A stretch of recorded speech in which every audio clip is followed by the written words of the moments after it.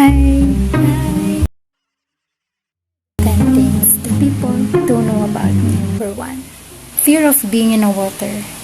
And you don't know what's underneath that. Pag nasa gitna ka ng tubig or dagat, tas hindi mo alam kung ano yung nasa ilalim niya. Hindi mo alam kung may something ba nahihila sa paa mo, ganun. So, may tawag dun may phobia siya. By the way, I have my notes here.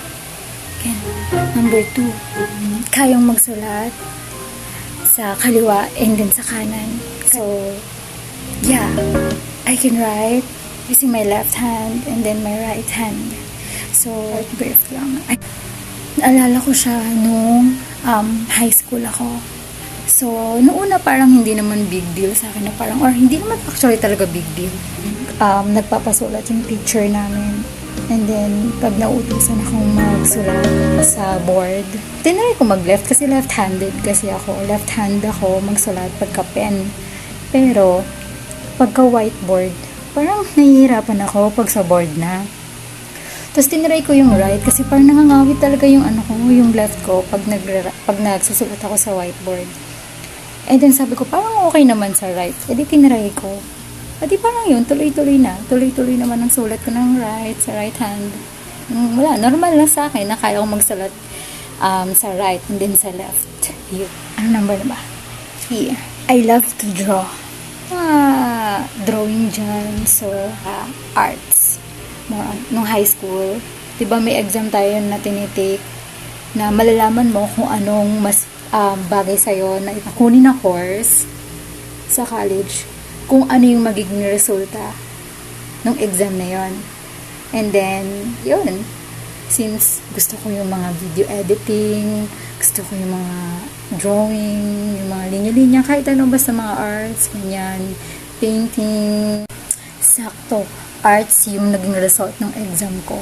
So, yun ang pinakamataas ko na score. Yeah. Since nurse ako, ewan ko bakit yun yung pinakamababa kong score dun sa exam na yun. Pero, okay naman yung resulta kasi nurse ako. So, at least, na-conquer ko pala or kaya ko pala. 4th, mahilig akong sumulat ng tula. Hindi man obvious sa akin, pero medyo makata. Yan, Ryzen sa school. So, wala lang.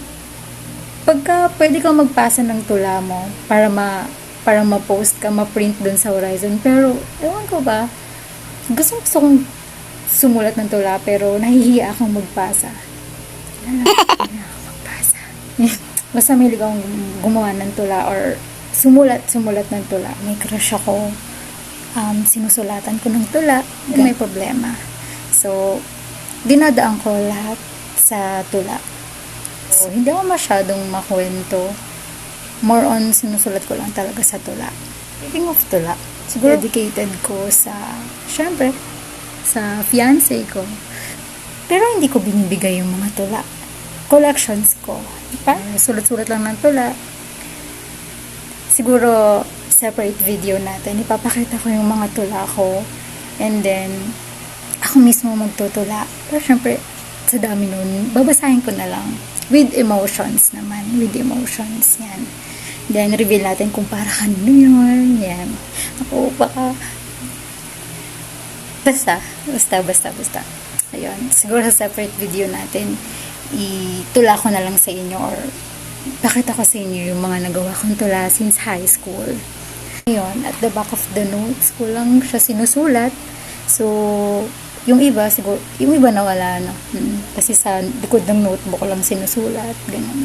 Pang-5 bagay na hindi masyadong alam ng tao tungkol sa akin is Indian beauty. Dun sa mga mestiza. Nagagandahan ako sa mga mestiza.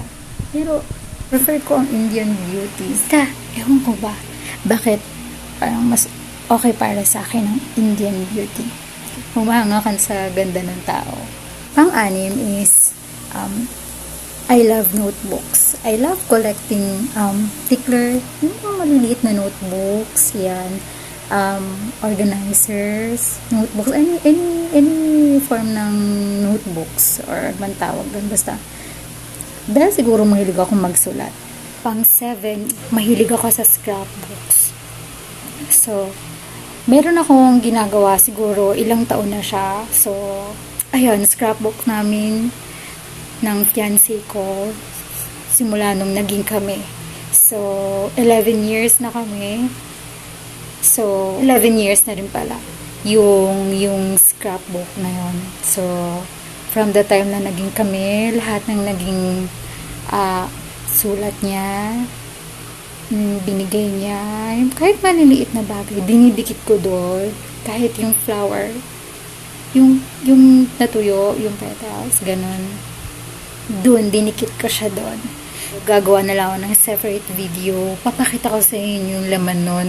Sobrang kapal na niya. Ang laki. Ang kapal-kapal na niya. So, actually, hindi ko na siya masara. So, kailangan ko ng actually, meron na. Kikitan ko na lang ulit para sa scrapbook. So, hindi na kinaya nung scrapbook na meron ako. So, sobrang kapal na niya. So, hindi na siya masara actually ng konti. Pero kaya pa. Pang-8 ay tambay ako ng Pape Melroti. Alam niyo yun?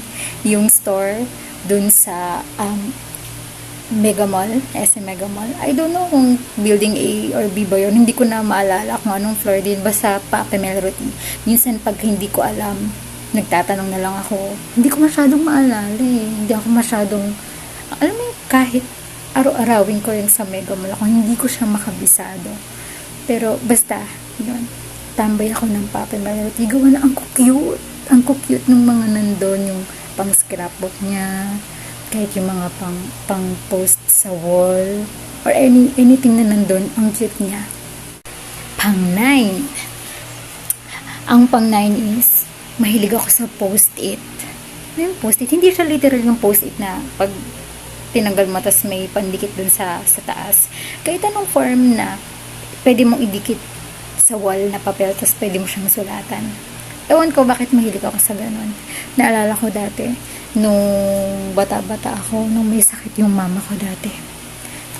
Naglagay ako malapit sa may kusina namin, sa harap ng sink, para kita niya, pag nagugas siya ng kamay, ganyan, nandun siya, nasa harap niya, as ang nakasulat is,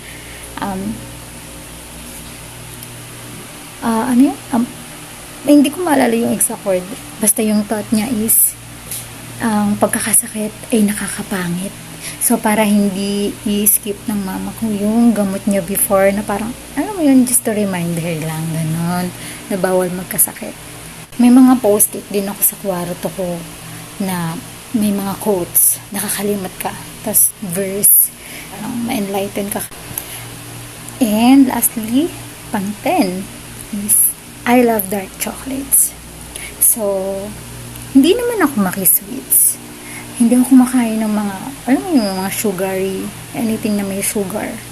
Siguro konti, oo. Pero hindi yung talagang madalas. Minsan lang, pag kumain ako ng matamis, is titikim lang. Pero kung dark chocolate yan, gusto ko yun, dark chocolate.